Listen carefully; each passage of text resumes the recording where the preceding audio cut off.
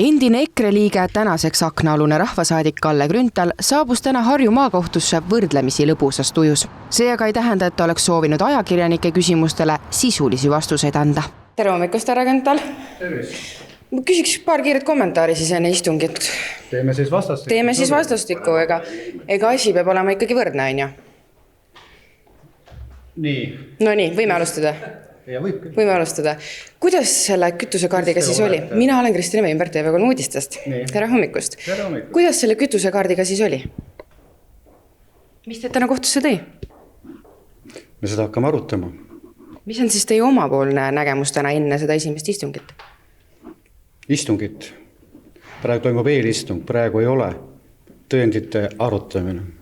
Grünthali viis kohtupinki kahtlustus, et ta kuritarvitas Riigikogu liikmele antud kütusekaarti, mis on mõeldud töösõitude eest asumiseks. Prokuratuur tuvastas, et Grünthali kütusekaardiga on korraga tangitud nii bensiini kui ka diislit ajal, mil ta ise viibis Riigikogu saalis. Kalle Grünthalile on esitatud süüdistus omastamises ametiisikuna ja see sisuliselt seisnes siis selles, et ta on andnud need kütusekaardid kasutada teistele isikutele, kes tankisid kütust.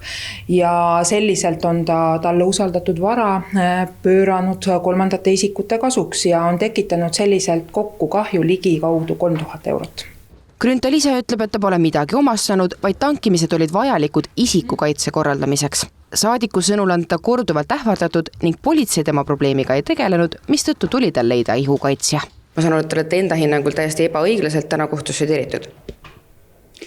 Ma arvan küll, jah. Teie nägemus on sellest, et teie tegelesite ise enda kaitsmisega. Nagu te teate ju, mida te küsite siis? Aga televaatajad võib-olla ei tea.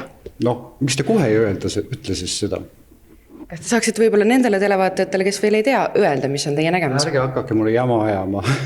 Minu kaasus teab iga inimene, sest seda on produtseeritud vähemalt 800 korda septembrikuus kõige massilisemalt. Ja nüüd tulete rääkida sellist juttu, et äkki keegi ei tea. Grünthal nõuab nüüd hoopis ajakirjanikelt vabandusi, sest tema hinnangul on iga meediamaja avaldanud tema kohta libauudiseid. Tänasel eelistungil lepiti aga kokku, et kohus hakkab Grünthali kaasust menetlema sügise hakul. Esimene istung toimub 31. augustil. See tähendab, et Grünthal läbib kohtus ristküsitluse ning kuulatakse üle tunnistajad. Kuuldavasti astub tunnistajana pinki ka maagina tuntud Martin Arnhold, keda neil päevil teatakse Kalle Grünthali ihukaitsjana. Grünthali kaitsja Margus Kurm taotleb saadiku täielikku õigeks mõistmist. Mis selle kaitsjal on, kas see põletegemine õiguskriitika?